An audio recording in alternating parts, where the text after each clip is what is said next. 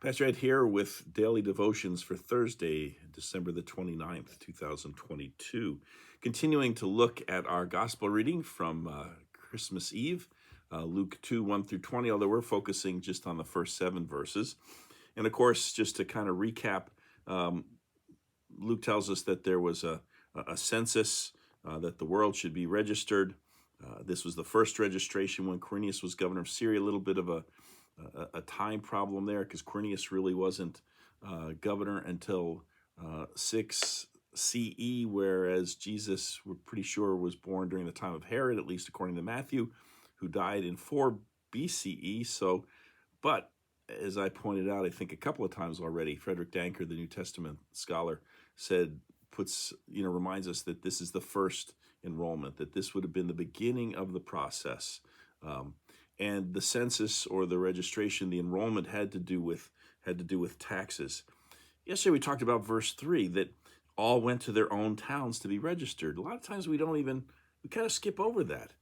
That would seem to say that Joseph was returning to his hometown of Nazareth, of Bethlehem, to be registered. And when you think about it, it makes sense. If it's for taxation purposes, why would you go to your ancestral home? So, for instance, for me, if I was going to be taxed, I'd be taxed here in Freehold.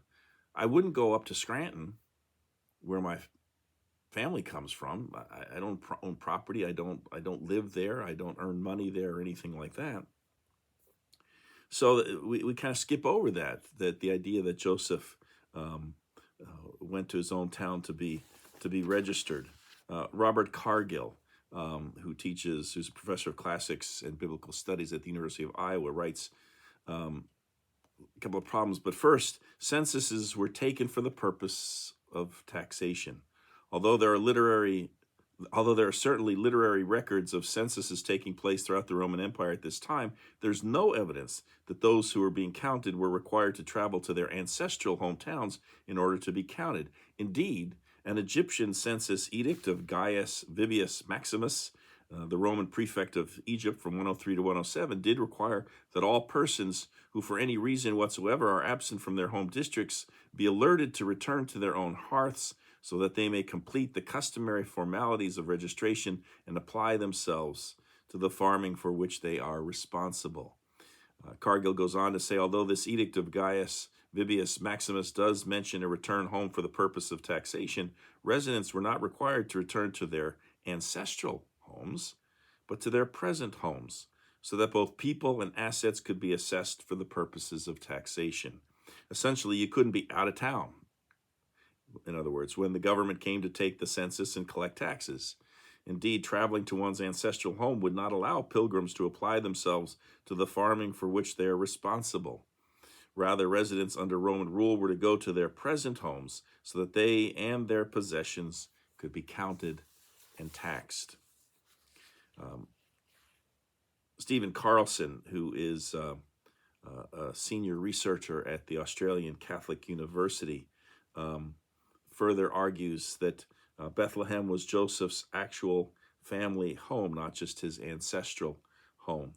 2 reasons, he points out. One, there's no record of a census ever requiring a man to return to his ancestral home. And secondly, the implication is that Nazareth ends up being the place where Mary and Joseph made their home after Jesus's birth. And it would be usual for a woman to travel to the man's home in order to complete the betrothal ceremony. We're going to talk about that tomorrow.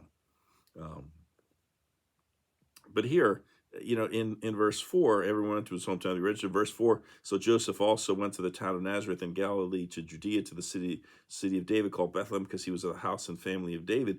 The usual way of interpreting this is to say that Joseph too lived in Nazareth and that he had to return to his ancestral home of Bethlehem for the purpose of the census. The problem with this is that there's no evidence that people were required to travel to their ancestral homes, again, in order to be registered. The clause that's translated because he was of the house and family of David is not necessarily explanatory. It could just mean being of the house and family of David, some have suggested. In other words, the phrase does not indicate a special reason why Joseph had to make the journey, but simply states a fact that is significant for other reasons, those being the royal lineage of both Joseph and Jesus. What then was Joseph doing in Nazareth if he didn't live there, if that wasn't his hometown? Well, he was there to care for his wife-to-be, with a view then to taking her to his own hometown in order for them to live together there as man and wife. And we're going to talk about the betrothal and being engaged and the custom of how that happened. We're going to talk about that tomorrow. So again, interesting way of looking at it. Now, most translations stick with, and commentators stick with the idea that Joseph had to return to his ancestral home. But I've been intrigued by this whole idea that Bethlehem was actually his home, and he was going there for purposes of taxes. Now, he's going to take Mary there. We're going to see that tomorrow. But there's an entirely other reason for doing that, and it had to do with the wedding customs in ancient times, in Jewish customs. So we're going to touch on that tomorrow. But intriguing way of thinking about it. Makes much more sense. Always bothered me. Why would you go to your ancestral home to register to be taxed? Wouldn't you be taxed in your own hometown? Continue to hold on to that thought, and we'll take it a little bit further tomorrow. Until then, take care. Bye.